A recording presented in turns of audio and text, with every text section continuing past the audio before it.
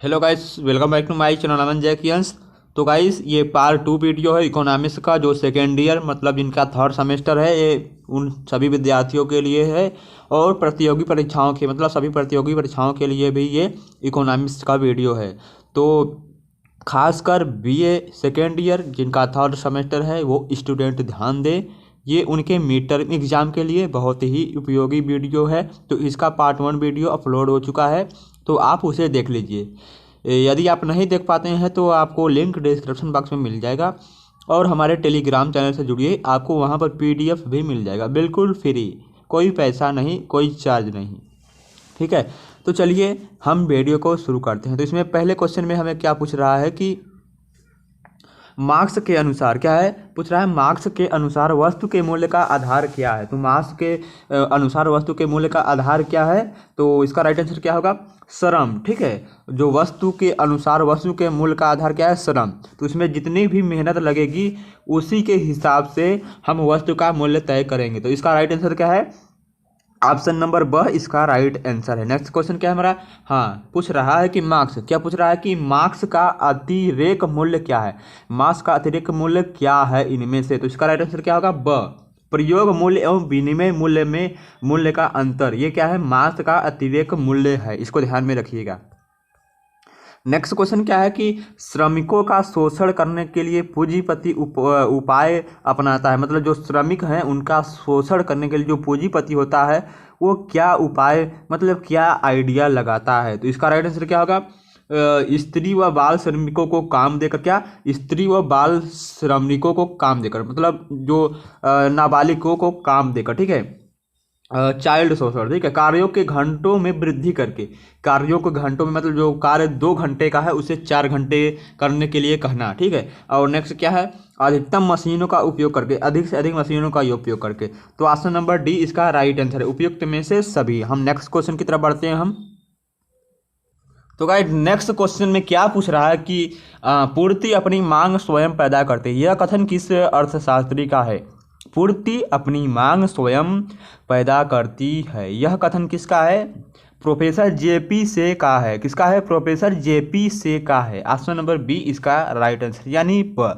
ध्यान दीजिएगा, से के बाजार का नियम की मान्यता नहीं है, से के बाजार नियम की मान्यता नहीं है। ठीक है, से के बाजार का नियम किसको मान्यता नहीं है, किसको मान्यता नहीं है, इसका राइट आंसर क्या होगा, खुली अर्थव्यवस्था से के बाजार नियम की मान्यता नहीं है। खुली अर्थव्यवस्था, इसको ध्यान में रखिएगा। नेक्स्ट क्वेश्चन, तो आपके लिए क्वेश्चन है कि खुली अर्थव्यवस्था का परिभाषा किसने दिया था, कमेंट बॉक्स में जरूर से जरूर बताएं।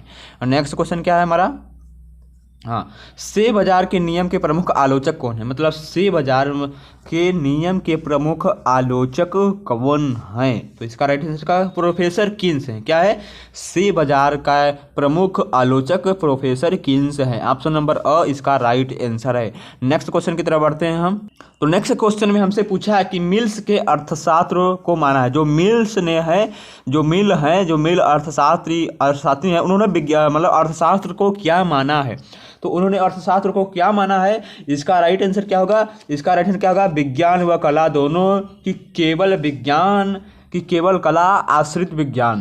तो इसका राइट आंसर क्या होगा, विज्ञान व कला दोनों। मिल्स ने अर्थशास्त्र को विज्ञान व कला दोनों माना है। ऑप्शन नंबर अ इसका राइट आंसर है। नेक्स्ट क्वेश्चन क्या है, बिल्कुल इसी तरह के आपके एग्जाम मिड टर्म एग्जाम में जो 10 नंबर का होता है यूनिवर्सिटी कराता है, उसके लिए मतलब इसी तरह के क्वेश्चन आते हैं। तो आप कुछ अपने से पढ़ लीजिएगा। मतलब विभिन्न अर्थशास्त्रियों के पुस्तक के नाम, किसने कौन सी परिभाषा दी। ठीक है, किसने मतलब किसका जन्म कहाँ हुआ। ठीक है, मतलब कौन कौन सी परिभाषा, इस तरह के क्वेश्चन पढ़ लीजिएगा। बाकी हम आपके लिए तरह तरह के क्वेश्चन उपलब्ध कराते रहेंगे। तो नेक्स्ट क्या है, जेएस मिल पर किस विद्वान का प्रभाव अधिक पड़ा। जो जेएस मिल हैं, जो एस मिल अर्थशास्त्री हैं, उन पर किस विद्वान का प्रभाव पड़ा। तो किसका पड़ा, प्रोफेसर मार्शल का मतलब प्रभाव बहुत अधिक, मतलब इफेक्ट बहुत पड़ा। ऑप्शन नंबर द इसका राइट आंसर है। नेक्स्ट क्वेश्चन की तरफ बढ़ते हैं हम। हाँ, हमारे नेक्स्ट क्वेश्चन में पूछ रहा है, क्या पूछ रहा है कि निम्नलिखित में से कौन, क्या है, निम्नलिखित में से कौन सा परंपरावादी विचार नहीं है। क्या है, परंपरावादी विचार नहीं है। तो इसका राइट आंसर क्या लगाएंगे हम, इसका राइट आंसर क्या होगा, इसका राइट आंसर ऑप्शन नंबर ब क्या है, उत्तराधिकार के नियमों पर प्रतिबंध। ये क्या है, परंपरावादी विचार नहीं है, मतलब ऑप्शन नंबर ब इसका राइट आंसर है। नेक्स्ट क्वेश्चन क्या पूछ रहा है हमारा, जेएस मिल क्या है, जो जेएस मिल अर्थशास्त्री हैं, जो अर्थशास्त्री जेएस मिल है, अंत में किस विचारधारा को से प्रभावित हुए थे, किस विचारधारा से प्रभावित हुए थे, तो ऑप्शन नंबर मिश्रित अर्थव्यवस्था से प्रभावित हुए थे। तो इसको ध्यान में रखिएगा क्वेश्चन को। नेक्स्ट क्वेश्चन क्या है हमारा कि मिल के अनुसार लगान पर अधिकार होना चाहिए, किसका होना चाहिए, मिल के अनुसार लगान पर अधिकार होना चाहिए। इसका राइट आंसर क्या है, पूर्ण समाज का। ठीक है, मिल के अनुसार लगान पर पूर्ण समाज का अधिकार होना चाहिए। इसको ध्यान में रखते हुए क्वेश्चन को आसानी से, मतलब क्वेश्चन को एकदम ध्यान से पढ़िएगा, आपकी नज़र में जो आंसर सही लगे उसी को टिक लगाइएगा। नेक्स्ट क्वेश्चन हमारा, मिल ने मजदूरों की दर में वृद्धि के उपाय सुझाए हैं। जो प्रोफेसर मिल है वो क्या सुझाए हैं, श्रमिकों की संख्या में कमी हो, मजदूरी में वृद्धि हो जाए, अब वह दोनों में से एक कोई नहीं। तो इसका राइट आंसर क्या होगा, श्रमिकों की संख्या में कमी हो जाए, मजदूरों की कोष में वृद्धि हो जाए। मिल ने मजदूरी दर की वृद्धि के उपाय सुझाए हैं, मतलब जो मजदूरी है उनमें क्या क्या प्रभाव, मतलब क्या क्या बदलाव किए गए हैं। तो कौन कौन से, ऑप्शन नंबर अ, श्रमिकों को संख्या में कमी हो और मजदूरी कोष में वृद्धि हो जाए। ठीक है, मतलब ऑप्शन नंबर स इसका राइट आंसर, अ व दोनों सही है। अगले क्वेश्चन की तरफ बढ़ते हैं हम। निम्नलिखित में से कौन सा कथन क्या है, गलत है। तो कौन सा कथन गलत है, मिल शिशु उद्योगों के संरक्षण देने के पक्ष में था, राइट आंसर है। मिल के अनुसार क्या है, मिल के अनुसार अर्थशास्त्र विज्ञान होने के साथ साथ कला भी है, ये भी राइट आंसर है, अभी हमने आपको बताया है। नेक्स्ट क्वेश्चन, मुद्रा के मूल्य और मात्रा के बीच विपरीत संबंध पाया जाता है। ये तो बात भी सही है, मतलब मुद्रा जो है और क्या है, मूल्य के बीच दोनों विपरीत संबंध होते हैं। ठीक है, विपरीत तरह के संबंध होते हैं, क्रॉस, ठीक है, क्रॉस मल्टीप्लिकेशन होते हैं। और क्या है नेक्स्ट, क्या है, मजदूरी दर बराबर क्या था, मजदूरी की दर बराबर श्रमिकों की संख्या बड़े मजदूरी। ये क्या है, गलत है, क्या है, ये गलत कथन है। नेक्स्ट क्वेश्चन की तरफ बढ़ते हैं हम। तो हमारे अगले क्वेश्चन में क्या पूछ रहा है, मार्शल के अर्थशास्त्र के नियमों की तुलना की है। जो मार्शल है उन्होंने अर्थशास्त्र के नियमों की तुलना किससे की है, किससे की है, ज्वार भाटे से की है, मतलब ऑप्शन नंबर ए इसका राइट है। नेक्स्ट क्वेश्चन, नव प्रतिष्ठित का श्री गणेश किस अर्थशास्त्री ने किया था। नव प्रतिष्ठित का श्री गणेश किस अर्थशास्त्री, मतलब उसे चालू किस अर्थशास्त्री ने किया था। प्रोफेसर मार्शल ने नव प्रतिष्ठित श्री गणेश ने किया था। क्योंकि किसने किया था कि प्रोफेसर जो मार्शल थे उन्होंने नव प्रतिष्ठित का श्री गणेश किया था, मतलब उसे उसका शुभारंभ किया था। ऑप्शन नंबर अ इसका राइट आंसर। नेक्स्ट क्वेश्चन, उत्पादन क्षमता नियम का विचार किस अर्थशास्त्री ने दिया था। तो किसने दिया था, प्रोफेसर मार्शल ने ही उत्पादन क्षमता का नियम मतलब विचार दिया था। नेक्स्ट क्वेश्चन की तरफ बढ़ते हैं हम। हमारे अगले क्वेश्चन में क्या पूछ रहा है कि मार्शल ने धन संबंधी अपेक्षा किसे महत्व दिया है। जो मार्शल हैं, प्रोफेसर मार्शल, उन्होंने धन की अपेक्षा किसे महत्व दिया, धन की अपेक्षा मतलब किसे अधिक महत्व दिया है। तो किसे महत्व अधिक दिया है, इसका राइट आंसर क्या होगा, समाज को। ठीक है, मार्शल ने धन की अपेक्षा समाज को महत्व दिया है। नेक्स्ट क्वेश्चन, वस्तु के मूल्य निर्धारण में मार्शल ने बाजार को कितने भागों में बांटा है। कितने भागों में बांटा है, जो वस्तु के मूल्य निर्धारण हैं उनका मतलब उनका पैसे या मानवी जो निर्धारण है, मार्शल ने बाजार को कितने भागों में बांटा है। तो कितने भागों में, 4 भागों में बांटा है।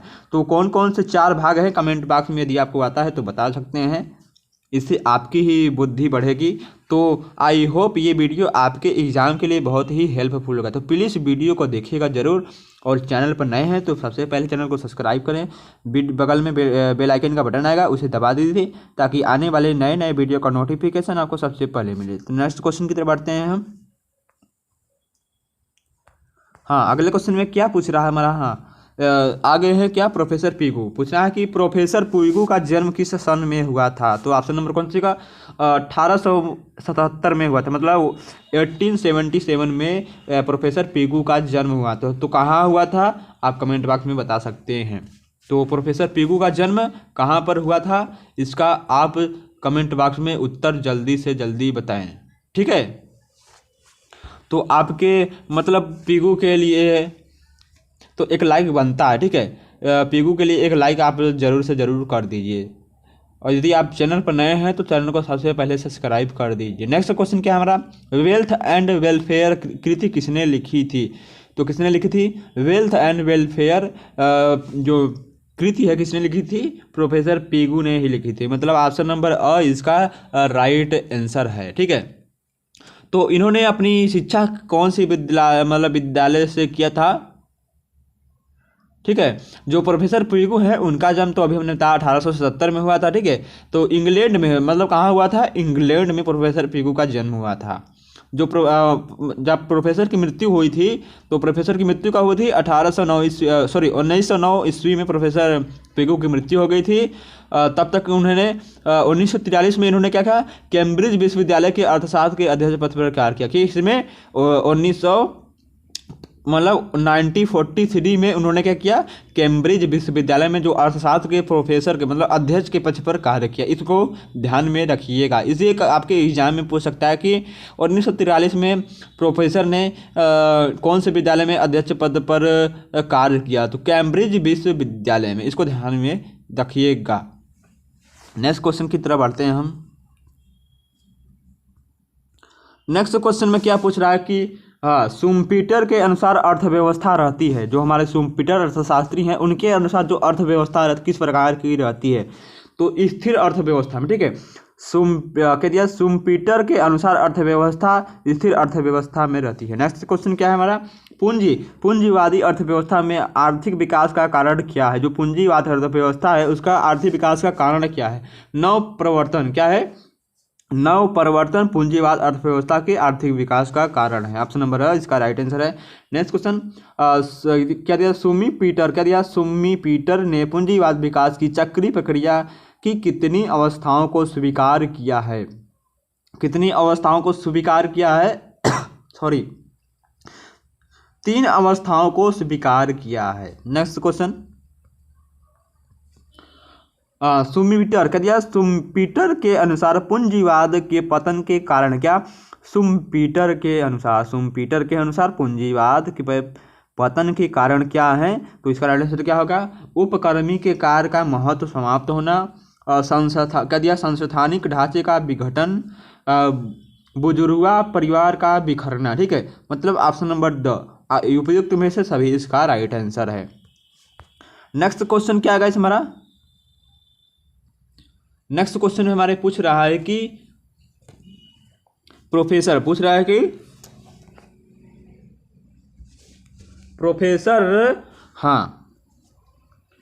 जेनवंश क्या दिया है? जेवंश के अनुसार क्या पूछ रहा है? जेवंश के अनुसार किसी वस्तु का मूल्य निर्धारित होता है, तो किस पर निर्धारित होता है? उपयोगिता के अनुसार।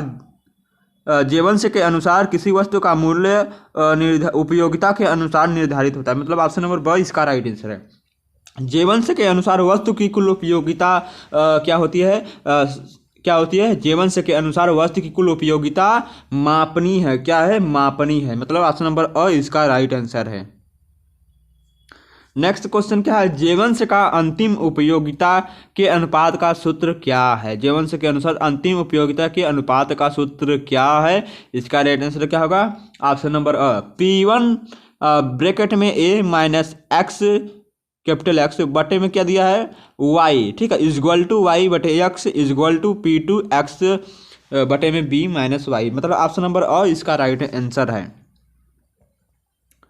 नेक्स्ट क्वेश्चन, जब सभी आर्थिक क्रियाएं एक दूसरे पर आश्रित होती हैं तो हम उसे क्या कहते हैं? उसे हम क्या कहते हैं? सामान्य साम्य कहते हैं। क्या? सामान्य साम्य कहते हैं। जब आर्थिक क्रियाएं एक दूसरे पर आश्रित होती हैं तो उसे हम सामान्य साम्य कहते हैं। नेक्स्ट क्वेश्चन, सीमांतवादी संप्रदाय के प्रमुख प्रवर्तक कौन हैं? तो यदि मतलब पूछ रहा है कि सीमांतवादी जो संप्रदाय है, जो क्या है प्रथा है, उसके प्रमुख प्रवर्तक मतलब लेखक कौन है? तो इसका राइट आंसर क्या होगा? कार्ल मेंजर, वान बिंजर और बाब वार्कस, ठीक है। मतलब ऑप्शन नंबर इसका द राइट आंसर होगा। मतलब सभी हैं। सीमांतवादी संप्रदाय के प्रमुख प्रवर्तक तीनों हैं, मतलब option number the. Next question की तरफ बढ़ते हैं हम। अगले क्वेश्चन का, वस्तुओं के सिद्धांत का प्रतिपादन किसने किया था, किस अर्थशास्त्री ने किया था? इसका राइट आंसर कार्ल मेजर ने। किसने किया था? कार्ल मेजर ने वस्तुओं के सिद्धांत का प्रतिपादन दिया था या प्रतिपादन किया था। नेक्स्ट क्वेश्चन क्या पूछ रहा है हमारा? सोशल इकोनॉमिक्स के बारे में पूछ रहा है कि सोशल इकोनॉमिक्स, ठीक है, के लेखक कौन है? जो हमारा सोशल इकोनॉमिक्स है, सामाजिक इकोनॉमिक्स, ठीक है, सामाजिक अर्थशास्त्र, उसके लेखक कौन है? तो उसका राइट आंसर क्या लगाएंगे? ऑप्शन नंबर स, वीजर है। सोशल इकोनॉमिक्स के लेखक प्रोफेसर वीजर हैं। ऑप्शन नंबर स इसका राइट आंसर है। नेक्स्ट क्वेश्चन क्या है हमारा? सीमांत युग्मों के सिद्धांत का प्रतिपादन किसने किया था? किसने किया था? बाम-बावर्क ने किया था। सीमांत युग्मों के सिद्धांत का प्रतिपादन बाम-बावर्क ने किया था। ऑप्शन नंबर स इसका राइट आंसर है। नेक्स्ट क्वेश्चन क्या है हमारा? तो गाइस नेक्स्ट क्वेश्चन में पूछ रहा है, हमारा नेक्स्ट क्वेश्चन क्या है कि प्रोफेसर कुर्नो का जन्म कब हुआ था? तो इसका राइट आंसर क्या होगा? सन 1801, सन 1831, सन 1820, सन 1833। तो किसमें हुआ था? प्रोफेसर कुर्नो का जन्म सन 1801 ईस्वी में हुआ था। नेक्स्ट क्वेश्चन, जर्मन के अर्थशास्त्री गोसेन का जन्म कब हुआ था? जर्मन के अर्थशास्त्री गोसेन का जन्म 1810 ईस्वी में हुआ था। टाइम को याद रखिएगा। विक्सलेन क्या दिया है? विक्सलेन का जन्म कब हुआ था? विक्सलेन का जन्म कब हुआ था? ऑप्शन नंबर इसका राइट कौन सा है? 20 दिसंबर 1961। सॉरी, विक्सलेन का जन्म 20 दिसंबर 1861 ईस्वी में हुआ था। तो आज का टॉपिक यहीं पर समाप्त होता है। तो ये थे पार्ट 1 और पार्ट 2। पार्ट 1 अपलोड हो चुका है, उसका वीडियो का लिंक आपको डिस्क्रिप्शन बॉक्स में मिल जाएगा, उसे देखिएगा ज़रूर। और पार्ट 2 वीडियो अपलोड होगा, उसे भी देख लीजिएगा। आपको टेलीग्राम में वीडियो का लिंक और इस वीडियो से रिलेटेड PDF भी मिल जाएगा। तो चलिए नेक्स्ट वीडियो में मिलते हैं आपसे।